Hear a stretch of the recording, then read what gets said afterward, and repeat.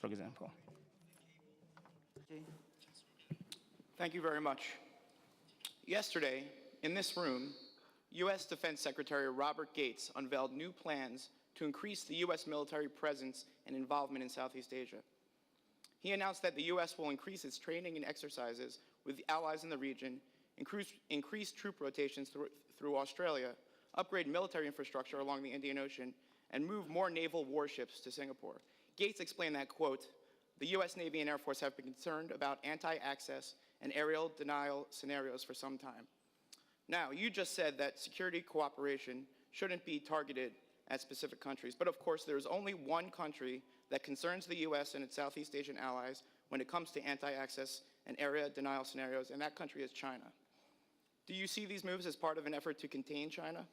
How will China respond to the U.S. moves? And do you think that if China halted its development of anti-access and area denial weaponry, might that help prevent an arms race in Southeast Asia? 回答刚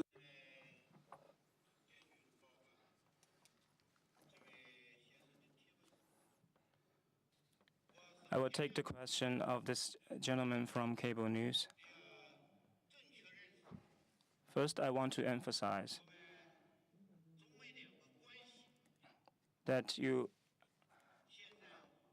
one has to realize that the picture of the bilateral relations between China and the United States is a good one, and the relationship is developing very well. At the beginning of this year, President Hu Jintao and President Obama have reached an important consensus in building a cooperative partnership based on mutual respect and mutual benefit. This is the first point that I want to emphasize, that we need to have a correct understanding of the status quo of the bilateral relations between China and the United States. And in recent years, in the political, economic, cultural, and including the military domains, China and U.S. have made great progress in bilateral relations. Take the mil-to-mil relationship, for example. At my invitation, Secretary Gates visited China, which was very successful in January this year. And we agreed extensively on issues regarding mil-to-mil relations.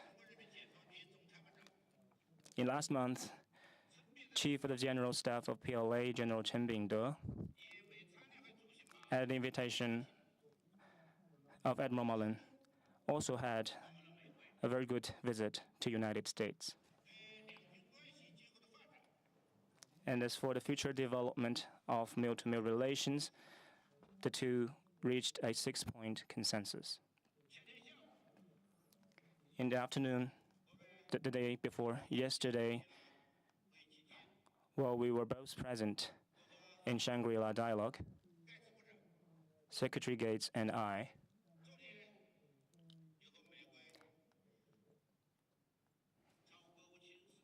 had a good conversation, actually a meeting. And yesterday afternoon, I had a meeting with Secretary Steinberg.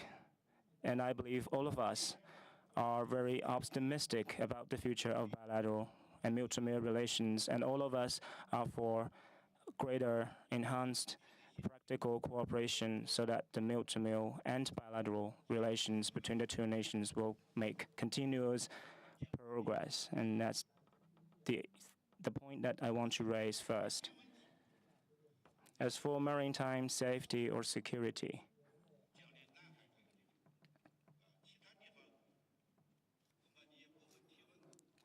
and I think you mainly talk about South China Sea, because for other areas, people might not be that interested in.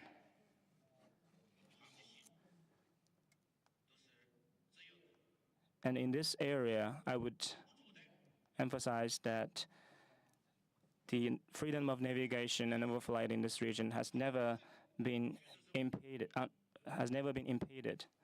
has never been a problem, and the situation in South China Sea remains stable.